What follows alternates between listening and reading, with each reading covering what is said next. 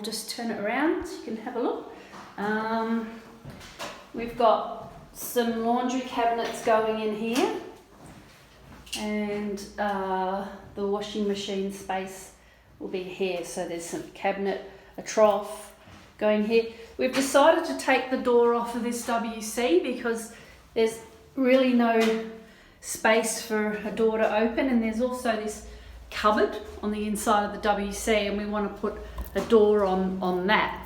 So in order to do that, we have had to make this a sliding door here. So we're going to be putting a pelmet across there, and the slider will slide that way. That'll slide behind the new cabinet, which will start from about here. So there'll be a bit of a gap so that this sliding door can slide back that way, and then the cabinet will start. So to try and get as much storage in there as possible.